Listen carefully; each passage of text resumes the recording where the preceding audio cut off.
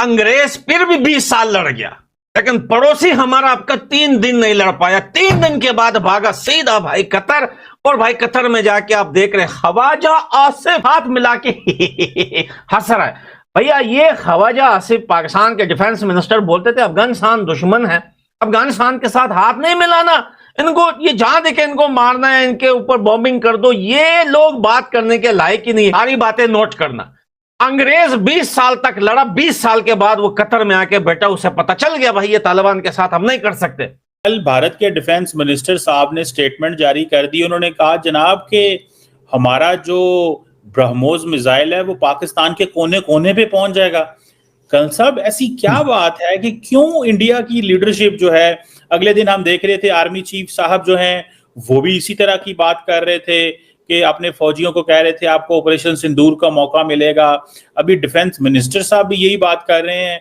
तो आपको क्या लगता है इंडिया की जो फौज है या जो गवर्नमेंट है, they are planning something again? कोई अटैक की तैयारियां हो रही हैं या सिग्नल हो रही है या इलेक्शन की तैयारियां हो रही है, क्या हो रहा है? लेकिन भाई पाकिस्तान तो खुद को उनसे भी बड़ा मानता है। 3 दिन के अंदर हवा निकल गई, फुस भाई सीधा फोन लगाया, सऊदी को फोन लगाया, तुर्की को फोन लगाया, और साथ में भाई कतर को फोन लगाया कि भाई ओ भाई हबीबी माफ कर दे, घुसा दिया तालिबान ने। अब आप सोचिए अफगानिस्तान की डेलीगेशन एक दिन लेट गई थी कतर, पाकिस्तान की डेलीगेशन 24 आवर्स पहले ही पहुंच गई थी कतर में, वहां पे वेट कर रही थी, ये जिसमें ख्वाजा आसिफ है।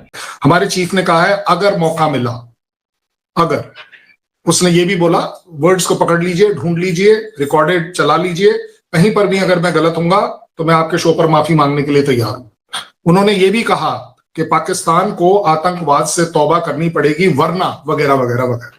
दैट मीन्स बड़ी जिम्मेदारी से क्योंकि ये देखिए जब कोई चीफ कुछ बोलता है ना तो उसमें उसके बात के पीछे काफी मतलब निकलता है।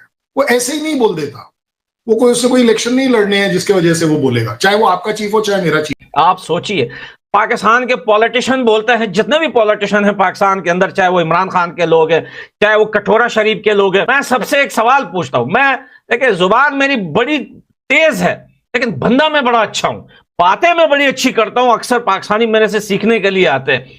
मैं इनसे पूछता हूं अगर अफगानिस्तान कमजोर है, अब भाई पाकिस्तान के अकॉर्डिंग जो पाकिस्तान सोच रहा है कि अफगानिस्तान कमजोर है, जेट नहीं है इनके पास, ड्रोन नहीं है, इनके पास कुछ भी नहीं है, भाई हम तो इनको एक रात में मार सकते हैं। मैं इनसे पूछता हूं पाकिस्तान की डेलीगेशन, पाकिस्तान का डिफेंस मिनिस्टर कतर क्यों आया? भाई आप तो पावरफुल हो ना भाईजान, आपके पास तो ताकत है, अफगानिस्तान तो कमजोर है, तो फिर तो कतर के मेस पे क्यों आया? तारीख गवाह है, आप इस बात को नोट करना कि जिसको मार पड़ी है अफगानिस्तान की वो कतर भागा है, और जो कतर भागा है उसका एंड बहुत बड़ा खराब हुआ है। आखिरी जो बोलते हैं ना हम जकंदन बोलते हैं। आपके यहाँ चलो फिर भी चीफ की जिम्मेदारियां बढ़ जाती हैं क्योंकि उसने एक प्राइम मिनिस्टर को अपॉइंट भी करना होता है, उसको चलवाना भी होता है, बाकी सारे काम करवाने होते हैं, तो उसके ऊपर ज्यादा जिम्मेवारी है। मेरे यहाँ पर ऐसे नहीं है, हमारे चीफ को बड़ी स्पेसिफिकली, वो तो एयरफोर्स के बारे में भी ज्यादा नहीं बोलता, तो इसलिए जब वो कुछ बोलता है तो अच्छी बात बोलता है। अब आगे बात जो आपने कही राजनाथ जी ने, ये देखिए इसका जो रेफरेंस चल रहा है ना, वो चल रहा है बेसिकली कि जिस तरीके से आपके तरफ से आपके जो आर्मी चीफ ने बोला है उसके जवाब में बातें करी जा रही, क्योंकि आपने क्या, उन्होंने क्या बोल दिया, नो स्पेस फॉर वॉर, मतलब कोई भी ऐसी जगह नहीं छूटेगी जहां वॉर पाकिस्तान नहीं कर सकता है, मतलब कहने का मतलब है, इंटरप्रिटेशन जो है, तो उसके जवाब